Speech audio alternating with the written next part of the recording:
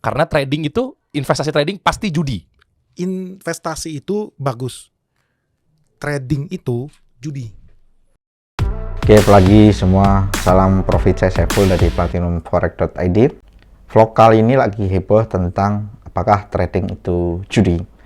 Jadi ada satu influencer Instagram atau YouTube, Benix, dia mengungkapkan bahwa trading itu judi. Wah, sedap. Tapi saham Anda main judi berarti? Enggak dong. Kata orang-orang saham judi. Tergantung. Jadi segala sesuatu bisa jadi instrumen judi. Segala sesuatu. Memang benar, segala sesuatu bisa jadi instrumen judi, termasuk bola bisa jadi judi, main catur bisa jadi judi, hobi ayam bisa jadi judi, atau bahkan pilihan Pilpres 2024 nanti bisa jadi ajang judi teman-teman. Jadi penting menilai bahwa segala instrumen apapun bisa jadi judi, termasuk forex, saham, dan sejenisnya. Contoh, tadi bilang saham itu judi. Ya oke lah, gue coba kontradiktif plus gue dapat dari netizen. Yes. Gue bisa bilang tidak. Ketika lu melakukan saham itu, lu perlakukan sebagai instrumen untuk investasi. Sama tanah, lu gak bisa orang lagi judi tanah nih. Enggak. Ketika lu ngomong tanah, udah pasti orang, lu mau beli apa? Beli tanah. Oh, lu mau invest ya? Pasti dong. Langsung nyambungnya ke sana. Tapi kemudian ada orang pun yang tanah itu berspekulasi. Kayaknya minggu depan bakal dibangun jalan tol nih, tanah ini nih. Bakal naik 3 kali lipat. Ada yang begitu, spekulasi. Itu gue bilang sebagai spekulator. Beda sama investor. Bukan goror, nebak-nebak. Bukan. Beli kucing dalam karung. Ya, itulah namanya trader. Jadi trading saham dengan investasi saham itu dua hal yang berbeda. Trading saham itu judi. 1000% judi. Wah, ini udah mulai keluar nih. Gue demen nih. Oke lah. Ya. Kita bahas, tahan dulu ya. Oke. Ketika teman-teman mendaftar di forex, pasti ada checklist atau pilihan. Apakah teman-teman menjadikan forex itu investasi, atau teman-teman menjadikan forex itu hedging, atau menjadikan lagi spekulasi.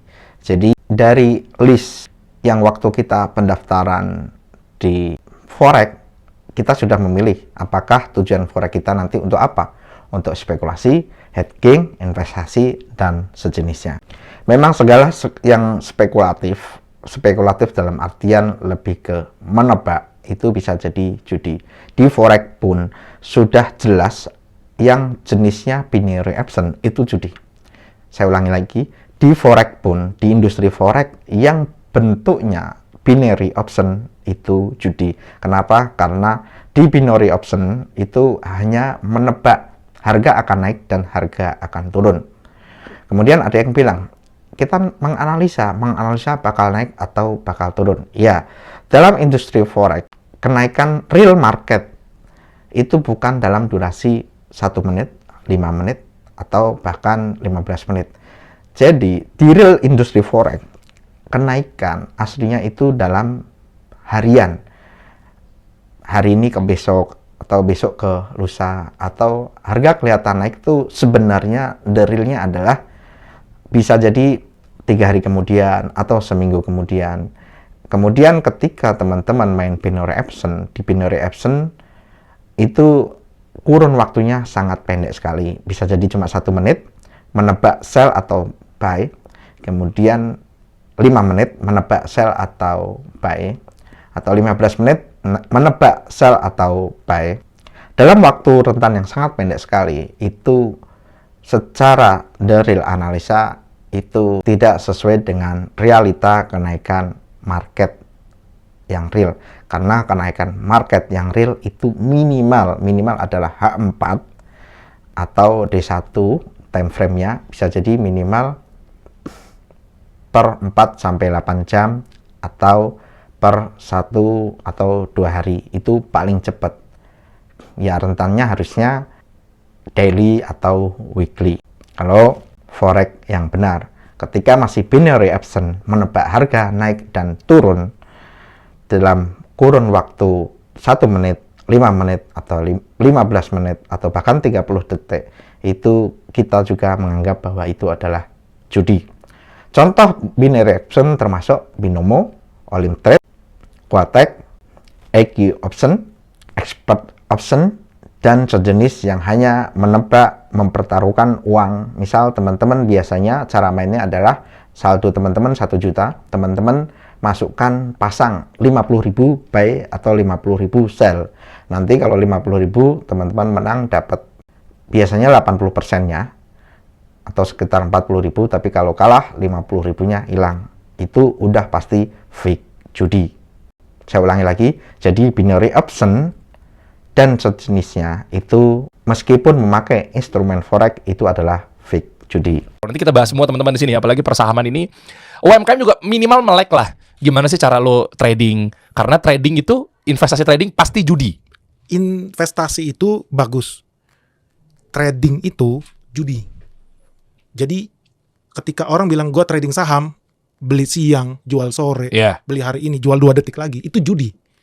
Karena lu gagal aja kali, kemarin lu loss kali, lu ngomong begini, lu kan teriak-teriak di konten-konten lu kan, palingan gara-gara lu drop, ngeloss, hancur-hancuran, baru lu bongkar semuanya dengan dalih judi. Kebalikannya, dulu gue pernah jadi trader.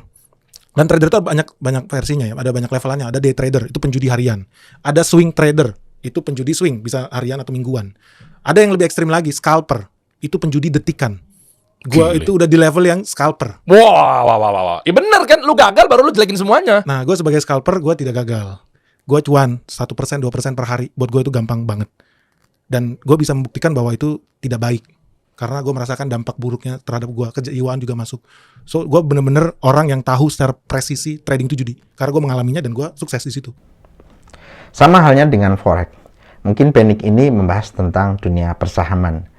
Sama halnya di forex juga ada typical trading scalper, swing, atau trading news, atau trading by expert advisor atau AR robot trading, atau trading daily by daily ya. Jadi memang kita tidak bisa menyamakan instrumen forex dan instrumen saham. Di saham basicnya adalah nilai sebuah perusahaan. Karena nilai sebuah perusahaan, jadi otomatis kerjanya jangka panjang ya. Jadi ketika suatu perusahaan besar, karyawannya hari ini kerja melakukan prokes, tentu hasilnya tidak hari ini juga. Hasilnya bisa jadi per 4 bulan, 5 bulan, makanya dia ada namanya meeting triwulanan, atau evaluasi triwulanan, atau ada closing per akhir bulan. Maka kenapa untuk perusahaan memang cocoknya adalah by monthly atau by bulanan, karena itu dunia saham. Berbeda dengan forex, harga berubah dari hari ini ke besok. Teman-teman kalau lihat di list harga USD atau list harga Post Sterling atau Japanese Yen, tentu teman-teman akan melihat hari ini dan besok bisa berubah. Disitulah kenapa kita tidak bisa menyamakan antara trading forex dan trading saham, karena basicnya berbeda. Basic forex adalah pergerakan mata uang secara harian, jadi forex masih cocok untuk kita mainkan daily to daily. Hari ini open, besok close, atau pagi open, sore close. Itu dunia forex. Untuk dunia saham kondisinya berbeda, karena memang rata-rata saham itu by laporan bulanan, bahkan per 1 semester atau semester kedua atau 6 bulan terakhir. Laporan perusahaan juga by tahunan ya. Kita jangan beramal tanpa ilmu. Itu ilmu tuh diutamakan, serahin nama ahlinya. Itu poinnya. Betul. Jangan pernah beli kucing dalam karung. Sama seperti investasi. Lu mau beli apapun, jangan pernah beli kucing dalam karung. Bedanya sama investor sama trader apa? Trader tuh nggak tahu barang apa dia beli. Dia bisa jual beli, tapi dia nggak pernah tahu. Dia nggak pernah riset perusahaannya profitable, laba ruginya gimana, manajemennya seperti apa. Tapi dia beli. Nanti sore dia jual. Itu bukan investasi, itu judi. Beli kucing dalam karung. Investor sejati dia akan cek perusahaan itu gimana, backgroundnya gimana, recordnya gimana, foundernya seperti apa. Begitu. Nah itu yang gue lakukan dari zaman dulu gue masih jadi lawyer gitu. Oke. Kita coba deh. Jadi investasi gue sangat basic, sama dengan orang kakek nenek kita mengajarkan investasi. Misalkan lu investasi tanah, lu harus cek dong lokasinya di mana, lahannya bakal banjir nggak, bakal dekat jalan utama atau tidak, pengembangannya 5 tahun 10 tahun lagi seperti apa. Gue ada satu teman gue investor tanah super banget di dunia tanah. Dia punya edge itu dia punya keunggulan di situ karena dia tahu. Jadi ketika dia mau beli tanah, dia cek RT RW-nya, rancangan tata ruang, rancangan wilayahnya, dia cek ke kelurahannya, dia cek ke BPN-nya. Ini daerah 20 tahun lagi jadi apa, blueprint-nya apa, dia punya semuanya. Dan dia cek, dia datang ke lapangan, dia lihat kontur tanahnya begini, tanahnya ada putih-putihnya atau tanah liat, ini cocok jadi perumahan, ini nggak bisa jadi sawah. Dia semuanya tahu. Jadi dia literally beli barang yang dia tahu. Dia bukan penjudi. Keren. Investor. That's Iya. investor gitu loh. Lu mau beli ruko, lu akan cek, ini rukonya yang di Citra Grand apa beli yang di PIK ya? 10 tahun lagi jadi apa ya? Mungkin 10 tahun lagi di PIK kena topan badai kali ada tsunami. Who knows? Karena pinggir pantai. Iya. Menurut gue itu judi gitu loh. Tapi mungkin orang yang punya edge di bidang oceanologi, dia bilang nggak mungkin ada tsunami di sini. Kita bangun aja nih kawasan Jakarta Utara. Iya. Gitu. Tapi gue menyarankan investasi itu sama kayak semudah lu beli tanah, lu harus cek surat-suratnya jelas nggak, pemiliknya jelas nggak, lokasinya bagus nggak, prospeknya gimana. Sama dengan mau beli investasi perusahaan, mau investasi dikasih solusi, cek foundernya siapa, pengalamannya seperti apa, menguntungkan atau enggak. Kayak lu beli lahan pertanian, dia nanam apa? Nanam jagung. Oh, nanam jagung setahun bisa 2 kali, kalau laki bisa 3 kali. Iya. Kalau nanam semangka 90 hari udah panen, tapi setahun pun maksimal 3 kali. Kan lu cek. Tapi ini lu mau beli tanah ditanamnya alpukat paling cepat 3 tahun baru tumbuh. Tapi ini gue yakin gagal panen. Kenapa? Karena ketinggiannya cuma 100 meter. Lu tanam tanaman jenis apa nih? Alpukat khas itu harus di atas 800 meter MDPL-nya, di atas permukaan laut. Kalau ini tanah cuma 100 meter, gue harusnya tanam varietas Miki, alpukat Miki. Sesimpel itu. Satu statement yang jelas adalah serahkan pada ahlinya. Jadi dalam dunia forex pun juga sama. Kalau teman-teman pemula di forex, udah pasti rata-rata 1 tahun pertama banyak loss. 1 tahun pertama teman-teman tidak akan bisa menguasai forex. Itu sudah pasti. Kalau teman-teman baru 3 bulan di forex, kemudian merasa bisa, saya yakin itu belum apa-apa. Karena nanti teman-teman kalau udah melewatin 3 bulan, 6 bulan, 7 bulan, 8 bulan, 1 tahun, teman-teman baru akan benar-benar bisa memahami forex. Serahkan pada ahlinya. Forex itu butuh ilmu. Kalau Benik menganalisa beli tanah harus cek lokasi, cek sertifikat dan lain-lain, sama halnya dengan di forex. Ketika open posisi di forex, teman-teman harus tahu mau strategi fundamental atau strategi teknikal. Teman-teman harus tahu MM-nya seperti apa, money manajemennya, saldonya berapa, mau pakai lot berapa, time frame-nya apa, analisanya teknikalnya seperti apa, atau by price action, atau by SND, atau by smart money concept. Kemudian harus tahu ini idealnya leverage berapa gitu. Ada yang terjerumus leverage harus tinggi, harus 1/1000. Padahal itu tidak berefek ya. Leverage 1/500, 1/300 sebenarnya sudah cukup ya. Karena leverage makin besar itu sebenarnya makin membuat teman-teman berani OP, berani lot besar, dan ujung-ujungnya MC atau saldo habis, stop out. Terus teman-teman harus paham juga, banyak yang ngajak, ayo trading pakai gold atau XAU-USD. Ternyata secara volatility XAU-USD itu 3 kali lipatnya dari Euro-USD. Jadi secara risiko jauh lebih berisiko daripada Euro-USD. Banyak yang pemula di forex yang ikut-ikutan tidak tahu hal itu. Karena belum tahu cara mengukur volatility sebuah pair, belum tahu cara menghitung, ini pairnya GBP-USD. Berarti dia punya risiko lebih besar daripada Euro USD. Ya memang risiko besar tapi profitnya lebih besar. Lotnya harus sekian. Banyak yang belum bisa menghitung. Kemudian penentuan titik SLTP. Nggak bisa disamain teman-teman menentukan SLTP di Euro USD dan XAU USD atau gold. Teman-teman juga tidak bisa menyamakan SLTP dari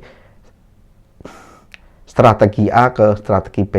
Teman-teman menentukan SLTP dengan strategi martingale itu pasti berbeda dengan SLTP dengan strategi price action atau SND. Atau apakah teman-teman pakai pending order atau tidak. Jadi instrumennya sangat luas sekali di forex. Belum terakhir adalah brokernya. Brokernya regulasi atau tidak. Banyak yang ketipu, teman-teman udah deposit banyak, ternyata brokernya tidak ada regulasi, ujung-ujungnya tidak bisa WD atau scam. Padahal teman-teman bisa cek, ini brokernya jelas regulasinya internasional, FCA atau CTFC, atau beregulasi di CAISEC atau BILAIS atau Singapura. Tentu yang Indonesia adalah regulasinya regulasi Bapeti. Jadi broker juga ada 2 jenis, internasional, regulasi internasional, dan lokal, regulasi Bapeti. Ada yang banyak terjerumus, trading ikut broker lokal regulasi Bapeti, saldo deposit pakai $100. Ya udah pasti MC, stop out pasti. Kenapa? Karena memang broker lokal mengiming-imingkan bisa deposit 500.000. Tapi kita lihat dulu lot minimal dia berapa, kontrak size dia berapa, Apalagi teman-teman deposit 500.000 yang ketika jadi dolar hanya 30 dolar, kemudian teman-teman pakai lot 0,01, atau ini baru satu broker lokal yang bisa lot 0,01 ya. Broker lokal yang lain yang regulasi Bapeti minimal lotnya adalah 0,1. 0,1 itu dengan kontrak ses 100.000, teman-teman punya deposit 1,5 juta atau 100 dolar, sudah pasti MC, sudah pasti. Jadi apakah teman-teman sudah benar-benar memahami forex atau tidak, atau merasa sudah pintar di forex? Kalau deposit loss, deposit loss, deposit loss, ya sama halnya dengan judi ya, karena teman-teman belum ahli. Ya intinya sesuatu serahkan pada ahlinya. Kalau teman-teman memakai konsep analisa yang jelas, kemudian secara teknikalnya sudah mumpuni, ya sejatinya sebenarnya forex itu ada marketnya, forex itu jelas, forex itu ada regulasinya, forex itu bukan binary option yang tidak ada regulasi, dan forex adalah real perbedaan harga antara satu mata uang dan mata uang negara lain. Dan memang sebenarnya forex itu tidaklah judi, tetapi banyak yang menganggap seperti itu karena banyak yang belum tahu atau belum bisa menaklukkan forex. Ya ilmunya masih setengah-setengah, belum bisa membaca analisa dan situasi open posisi secara kompleks di forex.